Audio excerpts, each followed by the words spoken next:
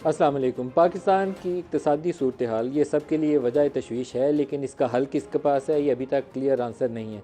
पिछले 2 रोज़ के अंदर 2 गैर मामूली किस्म की मीटिंग्स हुई हैं। एक मीटिंग हुई हफ्ते वाले रोज़ कराची के अंदर और दूसरी मीटिंग हुई इतवार वाले रोज़ लाहौर के अंदर। कराची वाली मीटिंग और लाहौर वाली मीटिंग दोनों के अंदर जो बिज़नेस लीडर्स हैं, जो मुख्तलिफ़ एसोसिएशन को रिप्रेजेंट करते हैं या अपने अपने शोबा ज़िंदगी के अंदर बहुत कामयाब कारोबारी हजरात हैं, वो बड़ी तादाद में कुछ 40-50 के करीब कराची में मौजूद थे और काफ़ी तादाद में लाहौर में मौजूद थे। और इस मीटिंग को चेयर कौन कर रहा था? इस मीटिंग को चेयर कर रहे थे पाकिस्तान के army chief general Asim Munir. और जनरल आसिम मुनीर से वैसे तो माजी में भी बेशुमार जो आर्मी चीफ़ थे वो बिज़नेस कम्युनिटी से इंटरेक्ट करते रहे। कभी नैब के हवाले से तशवीश आती थी, कभी पाकिस्तान की इक़्तिसादी सूरत हाल के हवाले से तशवीश आती थी, तो बराह रास्त आर्मी चीफ़ इंटरेक्ट करते थे ताकि इस कंसर्न को, लोगों के तहफ़्फ़ुज़ात को एड्रेस कर सकें और इन मामलात को सुधार सकें जहाँ पर कारोबारी शख्सियात किसी तशवीश का शिकार होती हैं। लेकिन इस वक्त सूरत हाल बहुत खौफनाक है। एक्सप्लोसिव सिचुएशन जिसे कहते हैं कि इकॉनमी के तबाह होने का डर है इन तमाम कारोबारी लोगों को। डॉलर जो है वो रुपए के मुकाबले में इस वक्त 305 के करीब खड़ा है। जो ऑयल प्राइसेस हैं वो भी 300 से ऊपर हैं। चीनी का रेट 200 के करीब है और इसी तरीके से आटे की कीमत है वो भी तेज़ रफ्तारी से 200 के करीब जाने की तैयारी पूरी रफ्तार से कर रही है। तो ऐसी कौन सी सूरत होगी कि पाकिस्तान की इकॉनमी को डूबने से बचाया जा सके?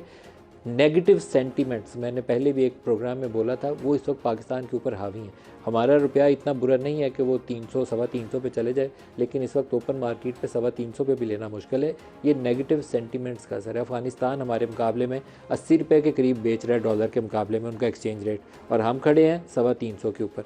आर्मी चीफ़ ने जब मुलाकात की कराची में और लाहौर में, तो उन्होंने कुछ नुकात को हाईलाइट किया जो मैं प्रोग्राम के आगाज़ में चाहूँगा कि उनको बता के फिर आगे चलें।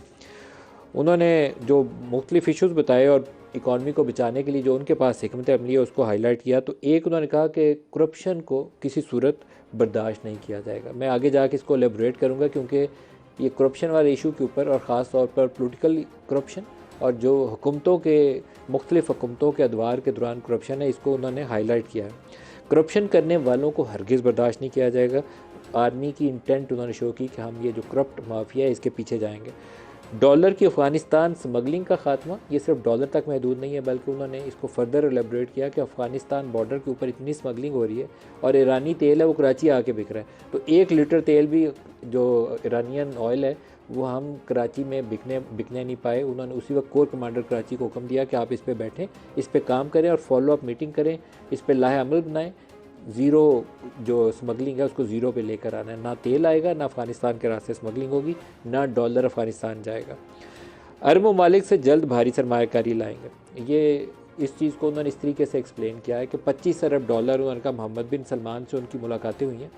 सऊदी अरब से कहा है कि आप पाकिस्तान में सरमायाकारी करें, ज़राअत के शोबे में, माइनिंग के शोबे में, और IT में चाइना भी आएगा, तो आप इसमें इन्वेस्ट करें। हम आपसे 1-2 अरब डॉलर नहीं मांग रहे, हमें 25 अरब डॉलर चाहिए। 25 अरब डॉलर लगाइए और पाकिस्तान में सरमायाकारी करिए और कमाइए और शराकत दारी करिए सूबाई हुकूमतों के साथ। ज़मीन सूबाई हुकूमतों की है, तो अपने मुनाफे से आप भी अपना हिस्सा लीजिए और सूबाई हुकूमतों को भी अपना हिस्सा करिए, तो दोनों के लिए एक विन विन सिचुएशन होगी। तो 25 अरब डॉलर मोहम्मद बिन सलमान से उन्होंने एश्योरेंस मांगी है कि आप पाकिस्तान में सरमायाकारी करेंगे और गारंटी करेगा GHQ, आर्मी गारंटी करेगी कि उसके अंदर जो चीज़ें एग्री की जाएंगी वो वायलेट नहीं होगी।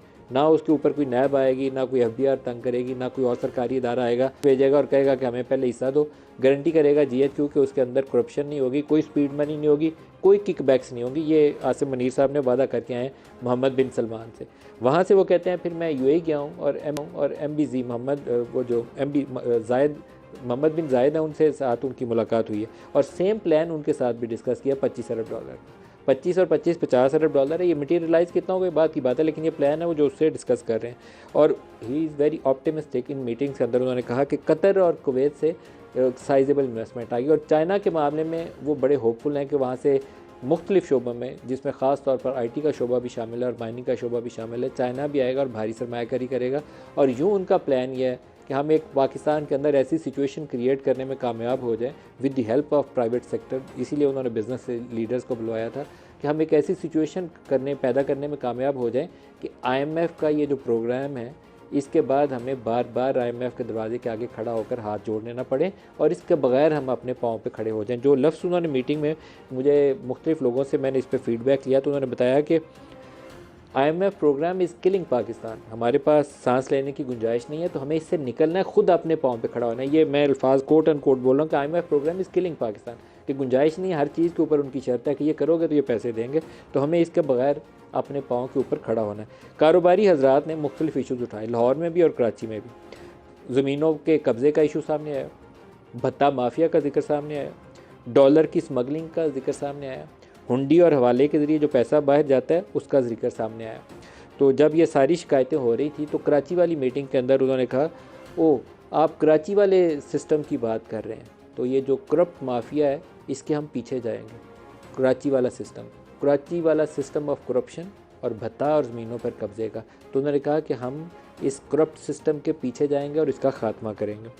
लाहौर वाली मीटिंग के अंदर भी उन्होंने ये चीज़ें करप्शन के ख़िलाफ़ कार्रवाइयों को दोहराया और कहा कि ये जो डॉलर स्मगलिंग है और ये जो हुंडी और हवाला के ज़रिए पैसा जा रहा है, इसके पीछे फ़ौज जाएगी और ज़ीरो टॉलरेंस होगी, किसी को इस पर छोड़ेंगे नहीं।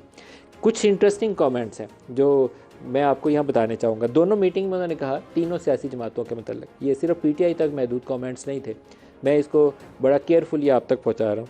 उन्होंने कहा कि तीनों सियासी जमातों के अंदर करप्ट अनासर हैं, तीनों बड़ी सियासी जमातों के अंदर बदअनवान या करप्ट अनासर हैं जो पाकिस्तान से ज़्यादा अपने ज़ाती मफादात के लिए काम कर रहे हैं।